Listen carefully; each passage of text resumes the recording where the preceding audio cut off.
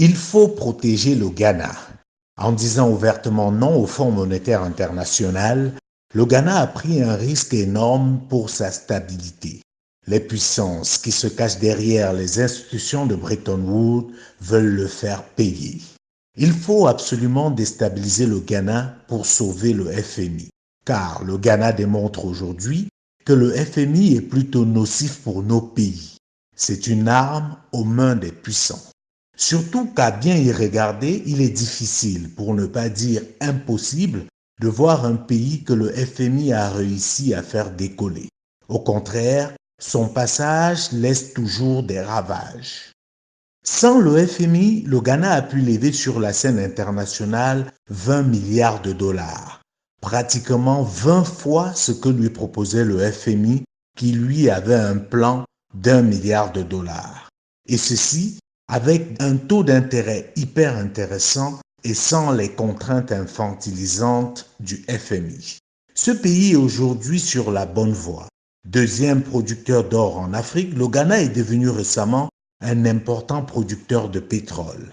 Si on ajoute à cela son rang de deuxième producteur mondial de cacao, on a des ingrédients solides qui font du Ghana une référence. Mais comme par hasard, peu de temps après s'être délivré du FMI, le Ghana voit ressurgir un vieux démon de la division en son sein. Certains activistes situés à l'est du Ghana demandent la sécession, prétextant qu'avant la guerre mondiale, ils appartenaient à l'Allemagne et s'autoproclament le Togoland.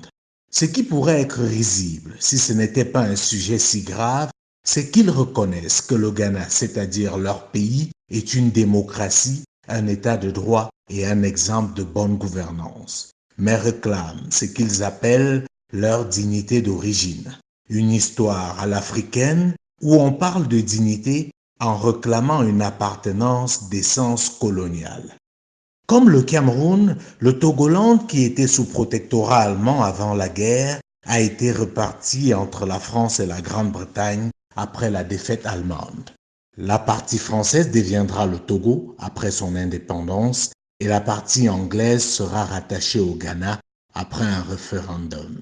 Même s'il faut reconnaître que ce mouvement indépendantiste au Ghana existe depuis plusieurs années sans véritable effet, l'ampleur qu'il vient de prendre ce mois de mai, juste après le non catégorique du Ghana au FMI, laisse perplexe.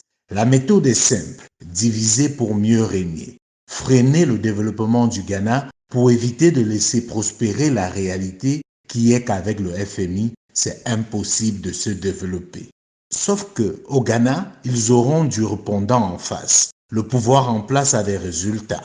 La croissance de son PIB réel est passée de 3,4% en 2016 à 8,1% en 2018. L'inflation est également à la baisse, passant de 15,4% en 2016 à 9,5% actuellement. Il ne sera donc pas facile de déstabiliser le Ghana, car en plus de ses résultats économiques, la démocratie y est une réalité. Il y a eu, depuis ces dernières décennies, plusieurs alternances pacifiques à la tête de cet État. Cependant, il ne faut pas sous-estimer la capacité de nuisance des ennemis de l'Afrique. Ils sont prêts à tout pour atteindre leurs objectifs. Quand le terrain est fertile, comme dans certains pays, ça peut aller très vite. Dans le cas contraire, ils savent prendre leur temps. Donc, sans plus attendre, protégeons le Ghana.